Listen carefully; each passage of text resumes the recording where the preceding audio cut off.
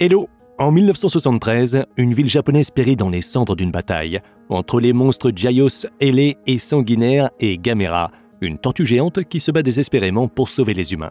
Les lézards volants, réunis en meute, se jettent sur Gamera, le déchirant sans pitié avec leurs crocs acérés devant les citadins sans défense.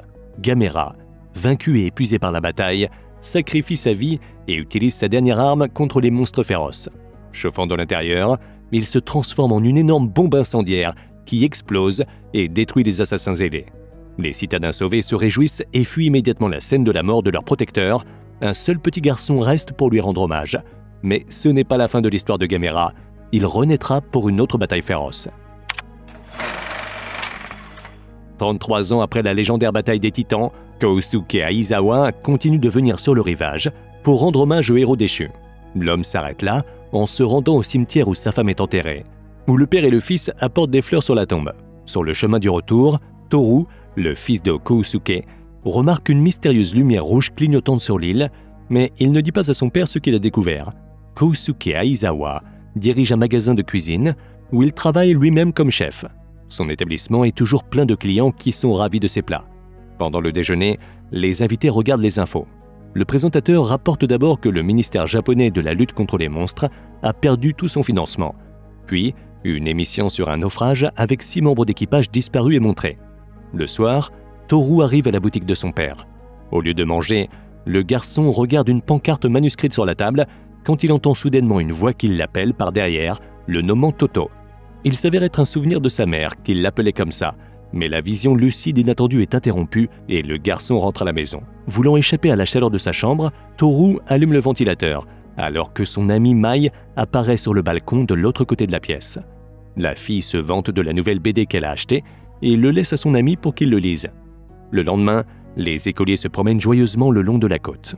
Parmi eux se trouve Toru, qui s'arrête pour chercher quelque chose dans son sac à dos. Le garçon voit à nouveau la lumière rouge clignoter sur l'île et sa curiosité enfantine prend immédiatement le dessus. Après avoir mis son équipement de natation, Toru nage jusqu'à l'île. Il fait son chemin sur les rochers pour trouver la source de la lueur mystérieuse qui se révèle être une pierre scintillante. En plus de ça, Toru trouve un petit œuf qui commence à éclore dans sa paume. Le garçon étonné regarde une tortue avec un motif étonnant sur sa coquille naître. Toru, à la lumière d'une lampe, examine la pierre qu'il a trouvée, tandis que son nouvel animal de compagnie, auquel le garçon donne un nom, rampe sur le sol de sa chambre. Toto, but you have to learn to trot. En allant se coucher, Toru emmène avec lui son ami et lui ordonne strictement de ne pas quitter la pièce, expliquant à la petite tortue que son père lui interdit d'avoir des animaux de compagnie. Mais le lendemain matin, le secret risque déjà d'être révélé. Alors que Toru examine Toto, qui a visiblement grandi du jour au lendemain, son père, qui a apporté un aspirateur avec lui pour nettoyer la maison, arrive dans la pièce. Confus, le garçon cache son ami sous la couverture et, essayant de se sortir de la situation, promet de nettoyer lui-même.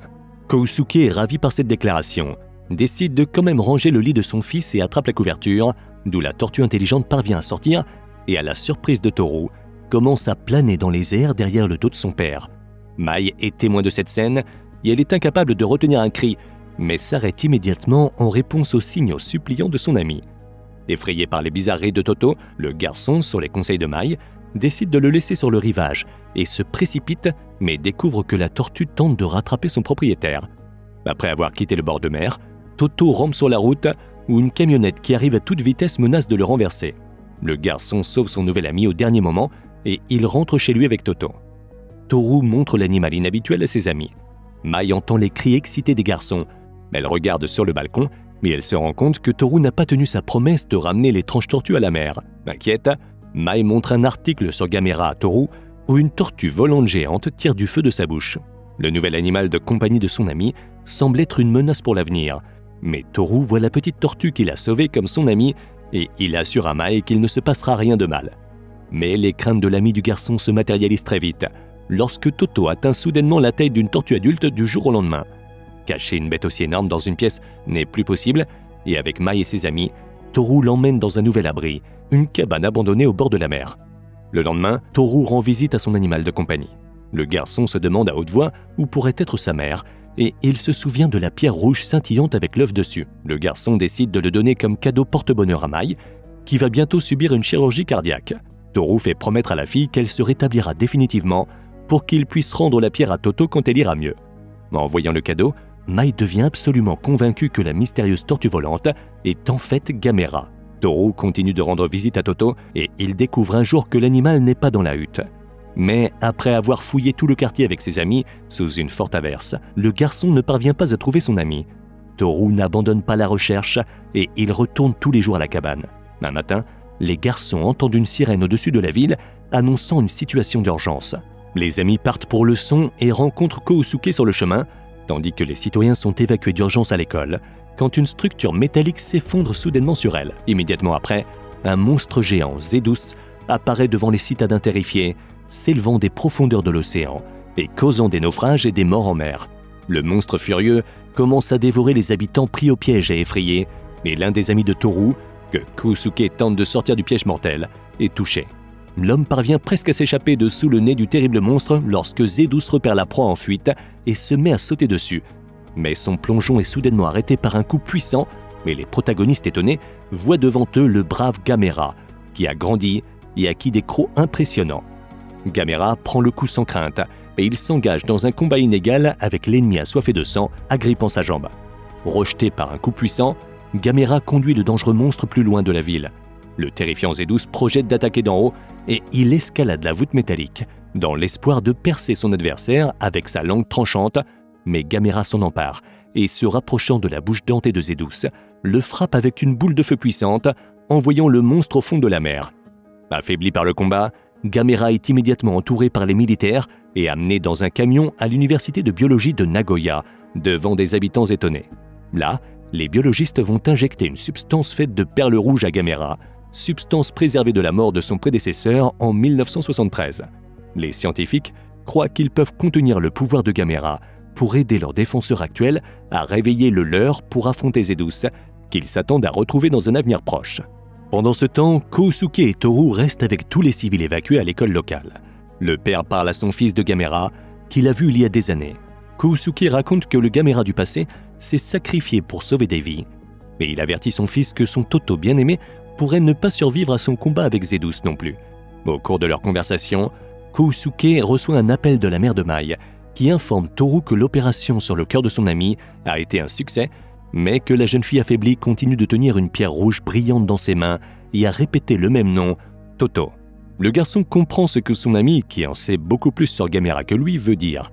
Le lendemain, Toru et ses amis se lancent dans une quête dangereuse pour livrer la pierre rouge, dont Gamera est né et qui contient son pouvoir naturel, aux puissants défenseurs. Le garçon laisse un mot à son père qui, en le découvrant, se précipite immédiatement après son fils. Pendant ce temps-là, à l'université de biologie, les tentatives des scientifiques pour réveiller le pouvoir de Gamera s'avèrent infructueuses, tandis que le géant sanguinaire Zedus, qui a retrouvé ses forces après la bataille précédente, se précipite déjà vers la ville pour frapper à nouveau. Le monstre s'introduit d'abord dans la cachette de Gamera et, sans rencontrer de résistance, s'avance librement dans le centre de la ville, balayant tout sur son passage et laissant des ruines dans son sillage. Les autorités de la ville ordonnent aux citoyens d'évacuer immédiatement, et la panique éclate dans les rues quand tout d'un coup, au milieu de la ville terrifiée, le géant Gamera montre sa vraie force. Le gardien de la ville se précipite sans crainte sur Zedus, frappant le lézard géant au sol avec son premier coup terrible. Mais Zedus se relève instantanément et les adversaires s'engagent à nouveau dans une bataille féroce. Toru et ses amis se précipitent vers Gamera pour aider leur ami et donner la pierre qui éveillera son pouvoir de feu. Les garçons se précipitent désespérément à l'hôpital pour trouver la chambre de Mai, mais il s'avère que tous les patients ont été évacués et en plus, Toru croise son père en colère qui est venu après avoir lu sa note. Préoccupé par la vie de son fils, Kousuke gronde le garçon pour son comportement. Mais le garçon répond en expliquant pourquoi il faisait ça. But Toto needs that redstone and I gave it to Mai. Au cours de leur dispute, une bataille féroce entre les deux adversaires se déroule à l'extérieur de la fenêtre et en le voyant, Toru, malgré les avertissements de son père, se précipite vers son ami. Il croit que le géant Gamera est toujours le même Toto qui a besoin de son aide. Kousuke court après son fils, mais il ordonne d'abord aux amis du garçon de trouver un abri et de se cacher. Mai se trouve à l'hôpital central, juste à côté de l'endroit où Gamera se bat pour sauver la ville et ses habitants. Dans l'espoir de redonner la pierre à la tortue, Mai se libère des machines et essaye de marcher seul après son opération difficile. Mais les médecins et ses parents arrêtent sa tentative désespérée en la remettant de force sur le lit d'hôpital. Soudainement, une petite fille vient à son aide et prend courageusement sur elle la mission de passer la pierre à Gamera. La jeune fille traverse la foule folle de peur, mais elle se retrouve quand même piégée près de la balustrade par une masse de personnes. Puis, un jeune homme reprend le flambeau et comprend instantanément ce qu'il a à faire. Se déplaçant de main en main parmi les garçons et les filles intrépides, la pierre rouge finit entre les mains des amis de Toru qui se sont perdus sur le chemin du refuge. Les garçons trouvent rapidement leur ami et lui remettent la pierre. Acceptant la mission, Kousuke et Toru se dirigent vers Gamera, qui est dans une situation désespérée face à Zeus. Il est coincé au-dessus du sol entre les étages d'un gratte-ciel géant, jeté là par un puissant balancement de queue de Zeus, qui escalade une tour voisine, dans l'intention de bondir à nouveau sur Gamera. Père et fils parviennent à passer rapidement les étages avant de rencontrer un obstacle. Les escaliers sont bloqués par les débris d'un plancher détruit.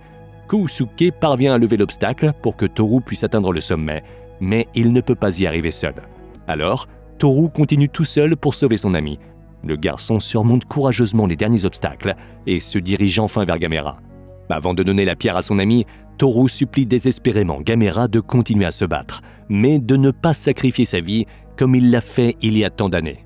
So you can win and live. À ce moment-là, Zeus, qui est monté au sommet d'un gratte-ciel, frappe Gamera avec un coup puissant de sa queue et le garçon parvient à jeter la pierre droit dans les mâchoires de la tortue géante.